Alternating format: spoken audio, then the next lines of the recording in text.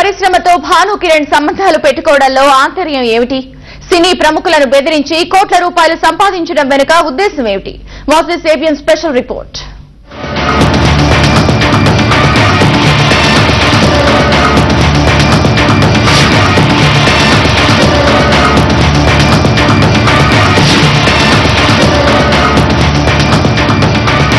చోటా షకీల్, చోటా రాజన్, దావూద్ ఇబ్రహీం ముంబైలో చిన్న చిన్న నేరాలను చేసి అండర్ వరల్డ్ డాన్లుగా ఎదిగిన వీరి ప్రస్థానం గురించి వేరే చెప్పనవసరం లేదు. అంతేకాదు, బాలీవుడ్ వీరి కనుసన్నల్లోనే నడుస్తుంది అంటే అతిశయోక్తి కాదు. సరిగ్గా ఇదే ఆలోచన భానులోనూ మెదిలింది. ఆ స్థాయికి ఎదిగి టాలీవుడ్ లో నేనేం చెప్తే అంతా అనిపించుకోవాలన్నది ఈ డాన్ డ్రీమ్. అంతే, అప్పటి వరకు రియల్ దందాలో బిజీ అయిన భాను ఒక్కసారిగా టాలీవుడ్ సినీ పరిశ్రమపై దృష్టి మరల్చాడు.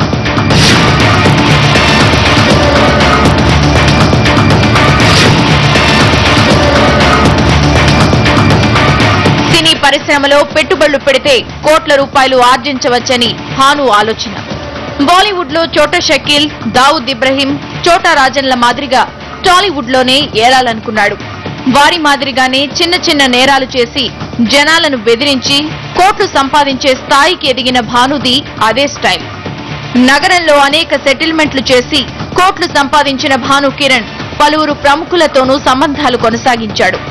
ఆ విధంగానే సినీ నిర్మాత సి కళ్యాణ్ తో పరిచయం ఏర్పడింది.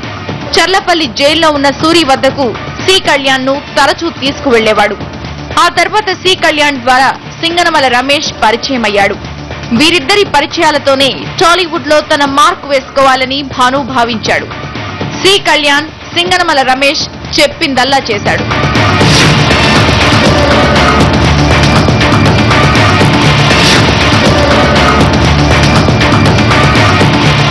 సినీ పరిశ్రమకు చెందిన ఓ వ్యక్తికి చెందిన ల్యాండ్ సెటిల్మెంట్ ను సి కళ్యాణ్ తో కలిసి భాను సెటిల్ చేశాడు.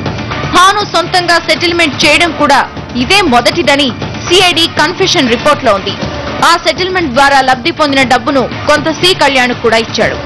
ఓవైపు కొందరి నిర్మాతలతో పరిచయాలు పెంచుకుంటూ చిన్న చిన్న నిర్మాతలను బెదిరించడం ద్వారా సినిమా హక్కులను పొందేందుకు ప్రయత్నాలు చేశాడు. అందుకు సి కళ్యాణ్, సింగనమల రమేష్ భానుకి పూర్తిగా సహకరించారు. ఆ తరహాలోనే షాలిమార్ ఆడియో కంపెనీని బెదిరించి కొమరంపులి, ఖలేజ్ ఆడియో హక్కులను కైవసం చేసుకున్నారు.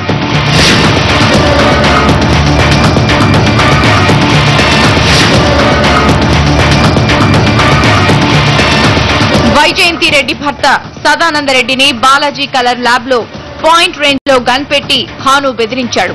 సి కళ్యాణ్, సింగనమల రమేష్ లు వైజయంతి రెడ్డి వద్ద అప్పుగా తీసుకున్న 7 కోట్ల రూపాయలను ఎగ్గొట్టారు. సూరి హత్య జరిగిన తరువాత మొదటిసారిగా పోలీసులకు భాను భాగోతంపై ఫిర్యాదు చేసింది కూడా వైజయంతి రెడ్డే. ఇదే తరహాలో నిర్మాత చందు తమిళ సినిమా పోలీస్ హక్కులను కొన్నాడు. దీంట్లో భాను భాగస్వామ్యమయ్యాడు. అయితే చందు వాటా 70% అయితే భాను వాటా 30%. చందును గన్తో బెదిరించి మొత్తం వాటాను భాను చేజిక్కించుకున్నాడు. ఆ తరువాత యువత నిర్మాతలు ఉమా, హరిలను కూడా బెదిరించి భారీ మొత్తంలో భాను డబ్బులు గుంజాడు.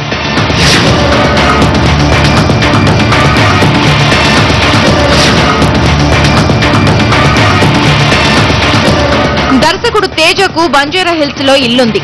చెదలవాడ శ్రీనివాసరావుకు దాన్ని అమ్మాడు తేజ. ఆ వివాదంలో తేజ భాను కిరణ్ ను ఆశ్రయించాడు. 1,30,00,000 రూపాయల ఆ వివాదాన్ని భాను పరిష్కరించాడు.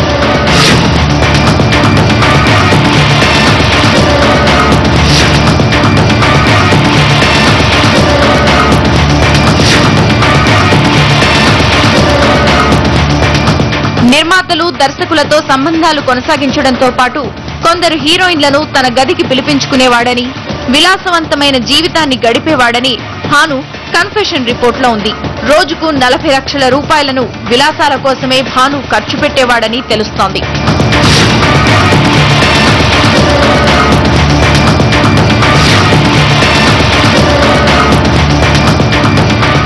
ఒకానొక సమయంలో కొంతమంది చిన్న నిర్మాతలు సినీ పరిశ్రమలో పెట్టుబడులు పెట్టేవారు భాను అంటే హడలిపోయే పరిస్థితి నెలకొందని సినీ వర్గాల సమాచారం. అది వైజయంతి రెడ్డి రూపంలో బయటపడింది. సూరిని చంపి భాను పరారయ్యేంత వరకు వారు బయటపడలేదంటే భాను అంటే ఎంత భయపడ్డారో అర్థం చేసుకోవచ్చు. సూరిని చంపేందుకు ప్రణాళిక వేసుకున్న భాను మొదటగా ఆ ప్లాన్ సింగనమల రమేష్ కు మాత్రమే చెప్పాడు. అంతేకాదు శంషాబాద్ శివారు ప్రాంతంలో సూరిని చంపేందుకు రమేష్ తో కలిసి 6 రౌండ్లు టెస్ట్ ఫైర్ కూడా చేశాడు.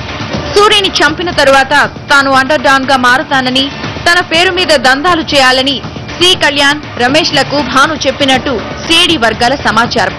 ఇప్పటికే సి కళ్యాణ్ భానుకు బినామీ అని చాలా దందాలు సి కళ్యాణ్ ఆధ్వర్యంలో జరిగాయని నిర్మాత నట్టికుమార్ చేసిన ఆరోపణలు దీనికి బలమిస్తోంది.